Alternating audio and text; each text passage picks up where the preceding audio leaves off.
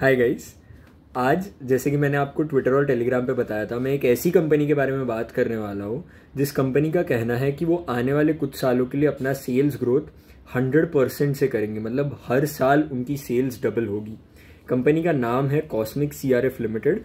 And company करती क्या है, हम उससे स्टार्ट करते हैं। Company basically cold rolled form products बनाती है। अभी कोल्ड रोल्ड फॉर्म प्रोडक्ट्स क्या होते हैं? बेसिकली ये होते हैं शीट और metal products that are shaped through cold forming cold working processes. ठीक है, these processes include rolling, pressing, stamping and bending. अभी जो कोल्ड रोल प्रोडक्ट्स रहते हैं वो बहुत सारी इंडस्ट्रीज में यूज होते हैं, बट हमारी जो कंपनी है जिसके बारे में हम आज बात करने वाले कॉस्मिक CRF, वो लोग बेसिकली सप्लाई करते हैं रेलवेज को एंड इंफ्रास्ट्रक्चर कंपनीज को। अगर मैं उनकी ऑर्डर बुक की बात करूं तो उनकी ऑर्डर बुक अभी 520 करोड़ की है। एंड 520 करोड़ में से 408 करोड़ जो आता है वो रेलवेज से आता है एंड बाकी का इनके इंफ्रा से आता है। अगर मैं FY24 की रेवेन्यूज की बात करूं तो दैट वाज अराउंड 250 करोड़। ठीक है, तो अभी FY25-26 में they should do around 500 crore. फिर आगे वाले 1000 करोड़, ऐसे ऐसे करके they aim to double their revenues each year. ठीक है, अगर मैं देखूँ तो इनका ईयर ऑन ईयर बेसिस पे मतलब H1 बेसिस पे ईयर ऑन ईयर इनका EBITDA ग्रो हुआ है 103% से। इनका पैट ग्रो हुआ है 111% से। इनका टॉप लाइन जो है वो थोड़ा डिसअपॉइंटिंग था, वो इंक्रीज हुआ है 22% से ही। बट हम उसमें भी डीप डाउन मतलब हम उसमें भी जाएंगे कि इतना कम क्यों टॉप लाइन ग्रो हुआ है जबकि उनका EBITDA और पैट इतना ज़्यादा ग्रो हो गया है। अभी मैं बात करूँ तो करंटली उन्होंने H1 में 20,000 मेट्रिक टन्स कॉस्मिक CRF में उन्होंने ऑलरेडी प्रोसेस कर दिया है। एंड उनका जो सब्सिडरी है NS इंजीनियरिंग प्राइवेट लिमिटेड, उसमें उन्होंने 2500 मेट्रिक टन्स ऑलरेडी कर दिया है। एंड उनका ये कहना है बेसिकली मैनेजमेंट का कि इस साल में they aim to cross 40,000 in cosmic and 20,000 metric tons in NS। अब basically what they mean by this is कि अभी जितना भी ये लोग स्टील प्रोसेस करते हैं अपने प्लांट में प्रोडक्ट्स बनाते हैं, इनके जो मेट्रिक्स रहते हैं उसको मेट्रिक मतलब इनके जो अगर हमको एनालाइज करना रहेगा कि कंपनी में बेसिकली कितने प्रोडक्ट्स बन रहे हैं, तो what we do is we analyse the metric tons. ठीक है, तो अभी कंपनी का क्या कहना है, बेसिकली 20,000 वो लोग ने H1 में कर दिया है कॉस्मिक में। एंड उनका जो सब्सिडरी है NS इंजीनियरिंग प्राइवेट लिमिटेड, जो कि उन्होंने May 24 में ही अक्वायर किया था इसी साल। एंड उसमें उन्होंने अब तक 2500 मेट्रिक टन्स कर दिया है। ठीक है, एंड ये 2500 दे एम टू टच 20,000 इसमें। एंड जो ऑलरेडी 20,000 कॉस्मिक में कर दिया है, दे एम टू टच 40,000, मतलब और 20,000 करेंगे वो लोग उसमें, है ना। एंड अगर मैं बात करूँ इनके एम्प्लॉयज़ की, ठीक है, तो 2022 में दे हैड अराउंड 26 एम्प्लॉयज़। अभी 2025 में they have more than 100 employees. ठीक है, एंड कंपनी का बेसिकली मैंने आपको बता दिया नेक्स्ट आने वाले कुछ सालों के लिए उनका गोल है कि उनको कैपेसिटी डबल करनी है। टॉप लाइन तो हर साल ग्रो करनी ही है, मतलब डबल करनी ही है, बॉटम लाइन डबल करनी है। ठीक है, एंड अगर मैं बात करूँ कंपनी के क्रक्स की, तो what they are is they are the leading manufacturer of cold CRF products, sheet piles, railway components for railway wagon manufacturing companies and the Indian Railways. ठीक है, अब बेसिकली मैं आपको बता देता हूँ कि जो कॉस्मिक CRF है उन्होंने अभी 2 एक्विजिशंस की है। ठीक है, एक तो NS engineering private limited and एक अपना हो गया एमजन करके एक कंपनी है, उसको भी इन्होंने अक्वायर किया है। वो एमटेक ऑटो की I guess around Amtek Auto की सब्सिडरी है। ठीक है, एमटेक ऑटो भी लिस्टेड है, उसकी सब्सिडरी एमजन। अभी इन्होंने NS इंजीनियरिंग को क्यों अक्वायर किया उसके बारे में बताता हूँ, एंड देन एमजन क्यों अक्वायर किया उसके बारे में बताता हूँ। अभी जो कॉस्मिक CRF है वो जो CRF प्रोडक्ट्स बनाता है, दीज आर बेसिकली फॉर अपना Indian railways and wagon manufacturing companies like Titagarh, Jupiter wagons, ये सब हो गए। ठीक है, बट अभी NS इंजीनियरिंग जो है वो इंफ्रा साइड पे फोकस्ड है, मतलब वो लोग भी CRF प्रोडक्ट्स बनाते हैं बट वो इंफ्रा साइड के लिए बनाते हैं। अब उन्होंने एमजन क्यों अक्वायर किया है, एमजन कॉस्मिक ने अक्वायर किया है बिकॉज in the future, मतलब down the line they want to become basically a integrated wagon manufacturer। ठीक है, wagon नहीं, sorry, wagon manufacturer, है ना। अभी what they mean by this is integrated wagon manufacturer, अभी ये लोग जो बना रहे थे वो प्रोडक्ट्स थे, वो कंपोनेंट्स थे, वो छोटे छोटे कंपोनेंट्स थे जो ये लोग सप्लाई करते थे। टीटागढ़ हो गया, जुपिटर वैगन्स हो गया, उन सबको, है ना। बट नाउ दे मतलब उनको खुद को ही वो चीज़ बननी है जिसको वो लोग सप्लाई कर रहे थे। इंटीग्रेटेड वैगन मैन्युफैक्चरर बनना है।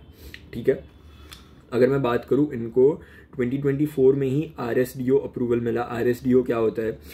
Research design and standard organisation, ये ब्रांच है इंडियन रेलवेज़ का जो कि अप्रूवल्स के लिए रिस्पॉन्सिबल रहता है। उनको ये अप्रूवल मिला 2024 में। अप्रूवल किस चीज़ का मिला? For rehabilitation and manufacturing come supply of and wall, side wall arrangement, door and other components of box and box NR wagon and conversion of box and box NRM wagon. ठीक है, अब basically ये क्या होता है, जो wagons रहते हैं बेसिकली वो तो ये लोग सप्लाई करेंगे ही, उसके लिए इसका इनको अप्रूवल मिला। एंड ये लोग बेसिकली क्या होता है, अभी आप कोई भी वैगन देखोगे जो पुराने ज़माने में रहते थे रेलवेज में, ठीक है, प्री CRF, अभी CRF इंट्रोड्यूस हुआ था अराउंड 2008-2009 में।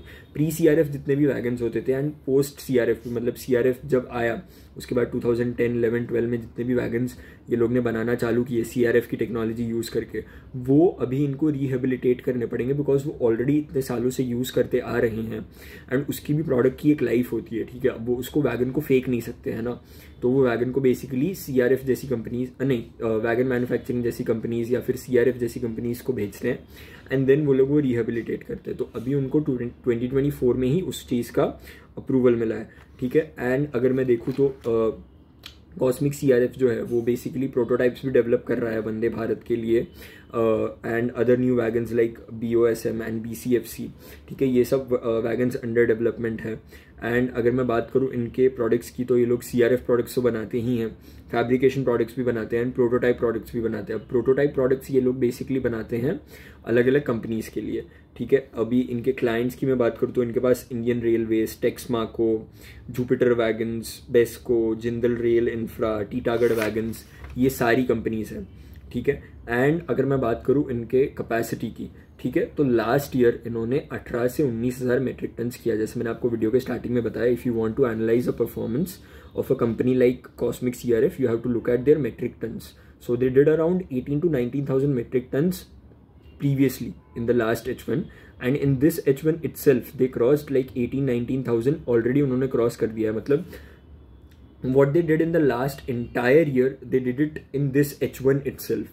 ठीक है, which is like phenomenal, है ना।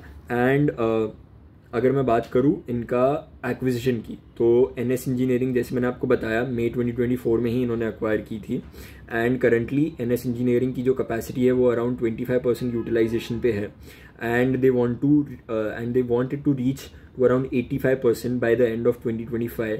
तो लेट्स सी कि कैसा होता है उसमें। एंड अगर मैं बात करूँ इनके एमजन की, तो जनवरी 2025 में ही इन्होंने अभी 3-4 दिन पहले जनवरी 13 को ही NCLT का ऑर्डर आया है इनके फेवर में। ठीक है, एंड उसकी वजह से अभी आज अगर आप शेयर प्राइस देखोगे तो आज शेयर प्राइस 10% अप भी है। ठीक है, तो जनवरी 2025 में दे completed the acquisition of Amazon transportation services private limited, है ना। एंड अगर मैं बात करूँ तो लास्ट 2.5 ईयर से एमजन में कुछ भी प्रोडक्ट बने नहीं है, मतलब जो वैगन्स है वो बने नहीं है। बट कंपनी का बेसिकली क्या कहना है कि विद इन 9 मंथ्स वो लोग अभी इसको बैक ऑन ट्रैक लेके आ जाएंगे एंड मैन्युफैक्चरिंग स्टार्ट कर देंगे एमजन में। ठीक है, अभी Amazon basically integrated wagon manufacturer already था, तो अभी ये लोग 9 महीनों में वैगन्स का भी मैन्युफैक्चरिंग स्टार्ट कर देंगे। एंड अगर मैं बात करूँ इनका बेसिकली क्या गोल था, लास्ट कॉल में मैनेजमेंट ने कहा था कि इनका गोल है कि ये लोग मार्च के पहले तक एक्विजिशन कंप्लीट कर देंगे। बट जैसे कि मैंने अभी आपको बताया, इन्होंने जनवरी में ही एक्विजिशन कर दिया, मतलब इनको NCLT का ऑर्डर मिल गया and they will obviously complete the acquisition, है ना। एंड ऑब्वियसली ये लोग मार्च, यानी कि मार्च में इनका गोल था, तो ये लोग दिसंबर तक अपना जो एमजन का प्रोडक्शन है वो स्टार्ट कर देंगे। उसकी वजह से इनके जो रेवेन्यूज़ है वो और ज़्यादा अच्छे हो जाएंगे।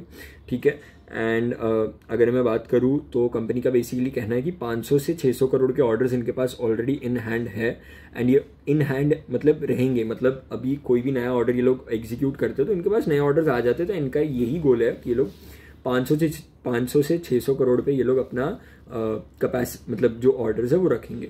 एंड कंपनी का बेसिकली ये भी कहना था कि if they want then they can go out and just get thousands of crores of orders. ठीक है, वो लोग उठा सकते हैं मार्केट से। बट बेसिकली इनका क्या होता है कि अगर ये लोग का क्लाइंट जो है वो रेलवेज है, जो वैगन मैन्युफैक्चरिंग कंपनीज हैं, वो लोग काफ़ी स्ट्रिक्ट टाइमलाइंस पे रहते हैं। ठीक है, अगर इन्होंने अपना टाइम पे नहीं दिया तो दे हैव टू पे पेनल्टीज लाइक 3-4%। लेट डिस्पैच हो जाता है अगर आप एक भी दिन का डिले करोगे। ठीक है, उसकी वजह से इनका जो ऑर्डर बुक है वो थोड़ा कम रहता है। बट इसका कहना है कॉस्मिक CRF का, विद टाइम धीरे धीरे ये लोग अपना ऑर्डर बुक भी बढ़ा रहे हैं, अपना एग्जीक्यूशन भी बढ़ा ही रहे हैं। एंड अगर मैं बात करूँ इनका जो टॉप लाइन, जैसे मैंने आपको वीडियो के स्टार्टिंग में बताया था, H1 बेसिस पे सिर्फ 22% से ग्रो हुआ। अब वो क्यों इतना कम ग्रो हुआ वो भी मैं आपको बता देता हूँ। अभी जो इनका प्रोडक्ट्स है जो ये लोग बेचते हैं, उसका average selling price last H1 में यानी कि H1 FY24 में अराउंड 107.65 रुपीज़ था, ठीक है। बट अभी अगर हम देखेंगे ये H1 में जो इनका एवरेज सेलिंग प्राइस था, दैट वाज अराउंड 70 रुपीज़। अभी लास्ट H1 में they did around 12,000 metric tons, this H1 में दे डिड ऑलमोस्ट डबल, मतलब 20,000 उन्होंने कर दिया था, ठीक है, इन दिस H1। मतलब उनका मेट्रिक टन्स जो वॉल्यूम क्वांटिटी है वो बढ़ गई है, बट जो एवरेज सेलिंग प्राइस है वो गिर गया है। अब वो क्यों गिरा वो भी मैं आपको बता देता हूँ। बेसिकली 2 रीजंस की वजह से गिरा। एक तो जो ऑर्डर्स आ रहे थे इनको वैगन मैन्युफैक्चरर से, वो जो आ रहे थे वो माइल्ड स्टील ओरिएंटेड आ रहे थे। अब जो माइल्ड स्टील रहता है और जो नॉर्मल स्टील रहता है उसमें क्या फ़र्क रहता है, बेसिकली माइल्ड स्टील वो थोड़ा कम क्वांटिटी में, मतलब थोड़ा कम क्वालिटी, मतलब कम प्योरिटी का स्टील रहता है वो, उसकी वजह से जो माइल्ड स्टील है उसका जो नॉर्मल प्राइस से रहता है वो आधे से भी ज़्यादा, मतलब आधे से भी कम प्राइस में वो रॉ मटेरियल मिलता है। उसकी वजह से इनका जो सेलिंग प्राइस था वो इनको गिराना ही पड़ा, बिकॉज ऑब्वियसली जो वैगन मैन्युफैक्चरिंग कंपनीज है वो अगर इनको ऑर्डर दे रही है, अगर उनका रॉ मटेरियल 50% से कम में मिल रहा है उनको, तो वो ऑब्वियसली दे वोंट पे डबल द प्राइस, है ना। तो उसकी वजह से इनको प्राइस कम करना पड़ा। एंड जो स्टील इंडस्ट्री है वो overall it had taken a hit, है ना, ऑलमोस्ट 15% करेक्शन आ गया था ये इंडस्ट्री में। बट धीरे धीरे मैनेजमेंट का वही कहना है कि ये जो सेलिंग प्राइस है, ये लोग का बेसिकली गोल क्या है, ये लोग क्वांटिटीज़ में खेलते हैं, मतलब ये लोग बहुत ज़्यादा क्वांटिटी बढ़ाते जा रहे हैं, ताकि अगर इनको सेलिंग प्राइस में थोड़ा सा फ़र्क आए भी तो भी what they can do is वो लोग अच्छे से अपना रेवेन्यूज़ बढ़ा सकते हैं, ठीक है। एंड अगर मैं बात करूँ NS इंजीनियरिंग प्राइवेट लिमिटेड जो इनकी सब्सिडरी है, उसमें दे होल्ड अराउंड 74%, है ना। एंड इनके 2 मैन्युफैक्चरिंग यूनिट्स है, एक सिंगूर में है, एक हावड़ा में है। सिंगूर वेस्ट बंगाल, एंड सिंगूर वाला जो है इनका 45,000 मेट्रिक टन्स का इंस्टॉल्ड कैपेसिटी है, वो कॉस्मिक वाला प्लांट है। जो हावड़ा वाला प्लांट है that is around 60,000 metric tons per annum. तो इनका इंस्टॉल्ड कैपेसिटी जो है that is around 1,05,000 metric tons. अभी 1,05,000 वॉज प्री एक्विजिशन। इनका पोस्ट एक्विजिशन जो है, after the acquisition of cosmic springs and engineering limited, उस पर भी मैं आऊँगा, ये आप याद रखना, cosmic springs and engineering limited. उसके बाद इनका जो कैपेसिटी है वो पहुँच जाएगा 1,10,000 मेट्रिक टन्स पर एनम, ठीक है। जो वेस्ट बंगाल वाला प्लांट है सिंगूर वाला, ठीक है, दैट इज़ ऑफ कॉस्मिक, मतलब वो कॉस्मिक के अंडर आता है। जो हावड़ा वाला प्लांट है that comes under NS engineering, ठीक है।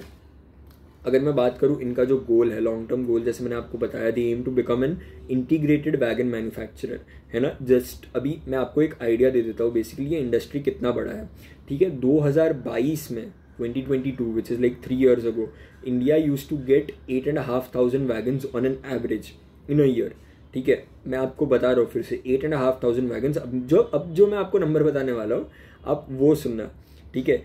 Now with in 3 years they've reached 90,000 wagons a year, ठीक है। एक साल में 90,000 वैगन्स की रिक्वायरमेंट है उनको, है ना।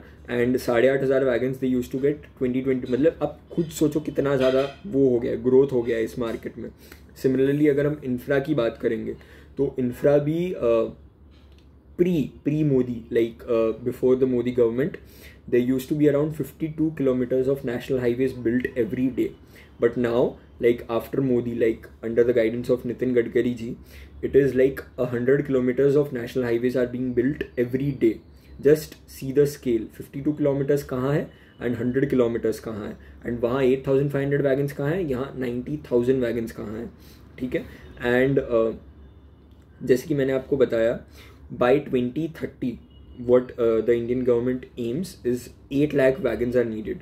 8 lakh wagons उनको चाहिए, ठीक है। तो अगर हम उसका कैपेसिटी देखेंगे 8 लाख वैगन्स, तो उनको अराउंड 75,000 वैगन्स लगेंगे एवरी ईयर, ठीक है। 75,000 वैगन्स का अभी बेसिकली कॉस्मिक का क्या गोल है, उनको 75,000 वैगन्स में से 15 से 16% टारगेट करना है, उनका यही गोल है। And they want to attain basically 10,000 wagons, उनको 10,000 वैगन्स तक पहुंचना है, ठीक है। उनको इतने वैगन्स बनाने हैं एवरी ईयर, वो कैपेसिटी तक पहुंचना है इनको, that is like aspirational. And अगर मैं देखूँ तो एक एक वैगन में अगर आप एवरेज देखोगे कितना स्टील लगता है, कितना वो लगता है, दैट इज़ अराउंड 2.5 टन्स, ठीक है, ऑन एन एवरेज। तो मतलब 25,000 मेट्रिक टन्स तो ये हो ही गया, इतना डिमांड तो यहाँ से ही आ गया, है ना। एंड अगर जैसे मैंने आपको पहले बताया था, CRF was introduce in 2008-2009 in railways and then they started investing, मतलब उसके पहले उसके बाद जो था they started investing in CRF wagons 2010, 2011, 2012 में दीज वैगन्स वर कमिंग, है ना। एंड अभी इनको रिफर्बिश करने का टाइम आ गया, वो भी मैंने आपको बता दिया था क्यों, है ना। एंड अभी जो है वो बेसिकली मेजॉरिटी जितने भी वैगन्स है जो रिफर्बिशमेंट के लिए आएंगे, those are box NHL type wagons, है ना। And these wagons they require around 3.5 tons on average. अभी 3.5 टन्स अप ऑन एवरेज, अभी 2 लाख से ज़्यादा वैगन्स आने वाले हैं इनके पास। इनके पास नहीं, मतलब रिफर्बिशमेंट के लिए इतने वैगन्स का टोटल मार्केट है। उसमें से भी अगर 15% ये लोग कैप्चर कर सके तो that would come to around 30,000 wagons. 30,000 wagons into 3.5 ton on an average, आप खुद सोचो कितना ज़्यादा फ्यूचर स्कोप दिख रहा है कॉस्मिक के लिए।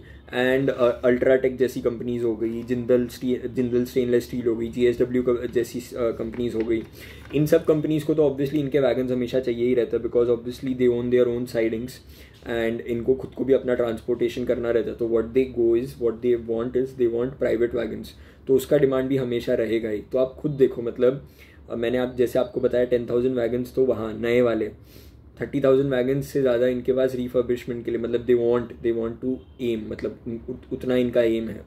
एंड जो नॉर्मल प्राइवेट कंपनीज है उनसे भी इनको मिलने ही वाले हैं ऑर्डर्स, है ना। एंड अगर मैं बात करूँ CRF के बारे में, ठीक है, तो CRF में cosmic is at the top. अभी कॉस्मिक क्यों आता है इतना ऊपर, वो भी मैं आपको बता देता हूँ।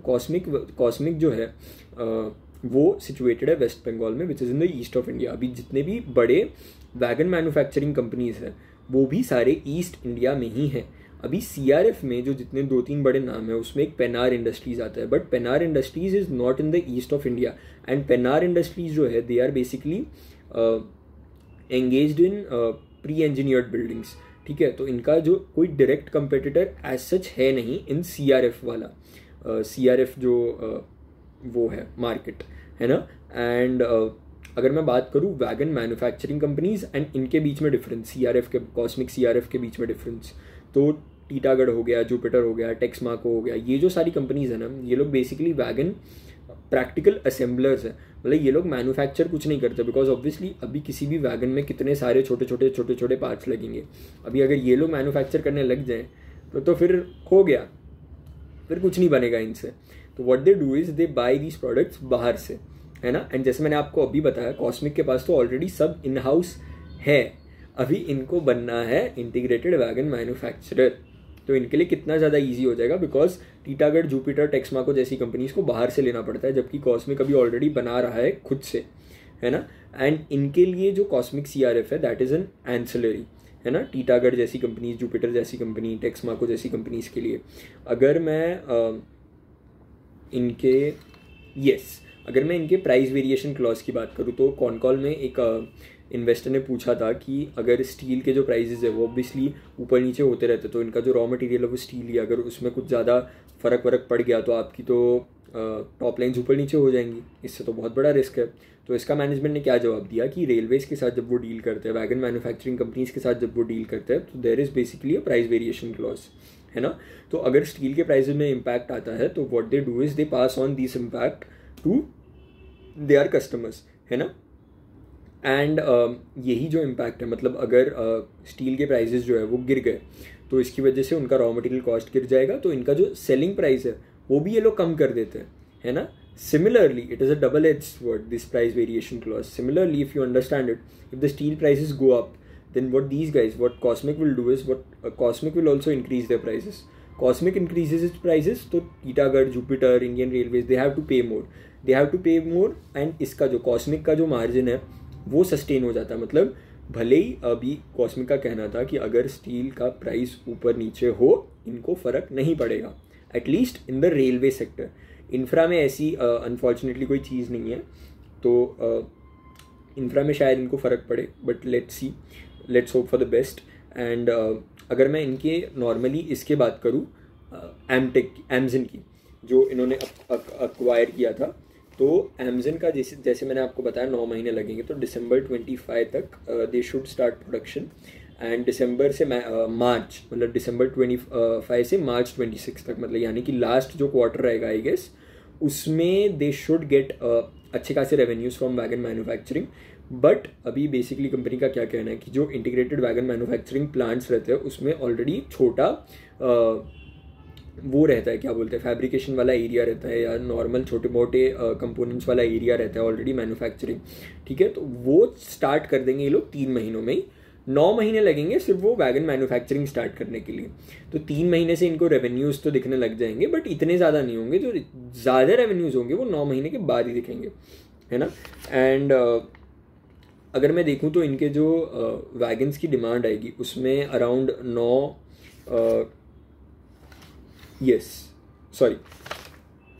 What I was telling is, जो इनके वैगन्स की डिमांड आएगी उसमें से 9 सीरियस प्लेयर्स हैं, ठीक है। उसमें से 4 जो है उनकी जो कैपेसिटी है वो 600 वैगन से ज़्यादा की नहीं है, out of which only 2 can make 600-700 wagons on a continuous level because they have 2 plants. They are Titagarh and Jupiter. Titagarh and Jupiter के पास ही 2 से ज़्यादा, मतलब 2 प्लांट्स है, उसकी वजह से ये लोग they are able to manufacture more than 600 wagons on a continuous basis. But बाकी जो है वो these guys can't manufacture this wagons, है ना। एंड जैसे मैंने आपको बताया आगे इतना ज़्यादा डिमांड है वैगन्स के लिए, तो कॉस्मिक के लिए जो है वो मार्केट शेयर एक्वायर करने के लिए काफ़ी ईजी हो जाएगा, है ना, अगर हम देखेंगे तो। एंड अगर मैं बताऊँ कि CRF जो है वो इतना ईजी बिजनेस क्यों नहीं है, ठीक है। अभी जैसे मैंने आपको बताया जो वैगन्स रहते हैं उसमें अलग अलग छोटे छोटे पार्ट्स रहते हैं। अब वो जो छोटे छोटे पार्ट्स रहते हैं दोज आर वेरी एक्सपेंसिव, है ना, मतलब एक्सपेंसिव भी बोल सकते हैं। एंड उसमें इंस्पेक्शन भी लगता है। एक्सपेंसिव तो चलो नहीं बोल सकते, उसमें इंस्पेक्शन बहुत ज़्यादा लगता है। एंड प्रिसीजन आइटम्स है वो, ठीक है। ऐसा नहीं है कि आपने स्क्रू बना दिया, स्क्रू को आपने एक स्क्रू बनाया वही आप बना रहे हो। प्रिसीजन आइटम्स रहते हैं, अलग अलग टाइप के बहुत सारे छोटे छोटे आइटम्स रहते हैं, ठीक है। तो वहाँ से उनको पहली बात तो RSDO अप्रूवल लेना पड़ेगा। अगर किसी को भी ये कॉस्मिक CRF जैसा करना होगा बिजनेस मॉडल तो RSDO अप्रूवल लगेगा उनको। इतने सारे स्टॉक यूनिट्स रखने पड़ेंगे, 40, 60, 90 से ज़्यादा उनको SKUs रखने पड़ेंगे, तब जाके इनका कुछ होगा। Which is why CRF is not an easy business. And उसमें कॉस्मिक सस्टेन कर रहा है, ठीक है। अब जैसे मैंने आपको पहले बताया था जो इनकी ऑलरेडी एग्जिस्टिंग कैपेसिटी है 1,05,000 मेट्रिक टन्स पर एनम की, वो ये लोग 1,10,000 तक कैसे लेके जाएंगे। जो एक्स्ट्रा 5,000 का आएगा वो कहाँ से आएगा, जो मैंने आपको पहले बताया था cosmic springs and engineering limited, जो मैंने आपको बताया था आप पहले ही याद रखना। इसके बारे में अब मैं बता देता हूँ आपको। ये जो स्प्रिंग्स वाला बिजनेस है ये अभी मैं आपको इसका स्कोप भी बता देता हूँ, ठीक है। एक जो वैगन रहता है उसको लगते हैं अराउंड 2 सेट ऑफ स्प्रिंग। अभी एक सेट में होते हैं 32 स्प्रिंग, छोटे छोटे अलग अलग। These are called as CASNUB springs, ठीक है। लेट्स से अभी 75,000 वैगन, जैसे मैंने आपको बताया था, हमने प्रेडिक्ट किया था कि इतना ज़्यादा डिमांड रहेगा इंडियन रेलवेज़ का पर ईयर का, ठीक है। अभी 75,000 वैगन्स में से चलो फॉर एग्जांपल 50,000 का भी डिमांड आ गया, है ना। 50,000 का हम अगर उसको अज्यूम करते हैं 50,000 वैगन इंटू 2, जैसे मैंने आपको बताया हर वैगन को 2 सेट लगेगा, 1 lakh sets. 1 lakh sets divided by 12 that comes to around 8,333 sets का डिमांड आने वाला है, आएगा, ठीक है। अभी इसका अगर मैं इनके कंपेटिटर्स बता दूं तो जितने भी प्लेयर्स हैं ये स्प्रिंग्स वाली मार्केट में, एक frontier springs is one of them, है ना। तो जितने भी प्लेयर्स हैं उनके पास 600-700 की कैपेसिटी है, 600-700 सेट्स की कैपेसिटी है पर मंथ की। एंड अगर मैं देखूँ तो जो हाईएस्ट कैपेसिटी है जिसके पास that is around I guess 1100 की कैपेसिटी है। उसमें से कुछ कुछ जो प्लेयर्स है उसमें से 200-300 की कैपेसिटी है, ठीक है। तो स्प्रिंग्स वाले बिजनेस में भी इनके पास जो रहेगा वो स्कोप अच्छा खासा रहेगा। एंड स्प्रिंग्स वाला जो बिजनेस है उसमें मार्जिन भी काफ़ी अच्छे रहते हैं, है ना। एंड अगर मैं बात करूँ इनके ओवरऑल पूरे बिजनेस की, तो कॉस्मिक CRF का बेसिकली क्या कहना है कि what they want to do is in the coming few years, जैसे मैंने आपको पहले भी बताया, they want to become an integrated wagon manufacturer, है ना। NS जो इनका NS इंजीनियरिंग प्राइवेट लिमिटेड है वो इनका थोड़ा अलग बिजनेस हो जा रहा है, that focuses on infra side. that is like solution orientation to infra, and they want to become a solution provider to the wagon builders and railways as well, है ना. इंटीग्रेटेड वैगन मैन्युफैक्चरर तो बनना ही है. Springs में इन्होंने entry ले ली है, तो इनके जो एक्विजिशंस है वो ये साल इतने अच्छे खासे हो रहे हैं. तो मेरे को तो लग रहा है कि ये लोग जो है, इनका जो 100% का गोल है कि इनको हर साल डबल करने हैं इनके जो रेवेन्यूज़, वो ईजिली ये लोग कर लेंगे achieve. But let's hope for the best. आगे आगे क्या होता है मैनेजमेंट का. अभी ये पहला ही कॉल था इनका, एंड अभी ये 3-4 दिन पहले ही इनका एक्विजिशन कंप्लीट हुआ है. तो this will be a very good business to track, है ना. एंड जैसे मैंने आपको बताया, इनका IPO 2023 में हुआ था. 2023 से इनके शेयर ने अराउंड 7 टाइम्स का रिटर्न ऑलरेडी दे दिया है. तो ठीक है, तो आगे जाते जाते लेट्स सी कि शेयर का परफॉर्मेंस कैसा रहता है, कंपनी का परफॉर्मेंस कैसा रहता है. ये लोग जो बोल रहे हैं, इतनी जो बात कर रहे हैं कि let's see if they can actually walk the talk, है ना, like we call it in the markets, like let's see कि if they can walk the talk, है ना. तो कॉस्मिक CRF के बारे में मेरे पास आज के लिए बस इतना ही था. जैसे जैसे और कॉल्स आएंगे हमें और पता चलेगा इस कंपनी के बारे में. एंड मैं तो ये कंपनी को आज से ट्रैक करने वाला हूँ. और वीडियोज़ इस पर और आएंगे जैसे जैसे कॉल्स हमें पता चलेंगे कि आ रहे हैं. तो that's all for today cosmic CRF के लिए. Let me know if you have any questions. I'll try my level best to answer them. And अगर आप ये वीडियो YouTube पे देख रहे हो then don't forget to like and subscribe. And अगर आप ये वीडियो Twitter पे देख रहे हो, X पे देख रहे हो, then don't forget to like it. And if you really like this video then you can repost it so that all of your friends can see it and इनको ये business के बारे में पता चले, है ना. So that's all for today. Thank you. I'll see you in the next one.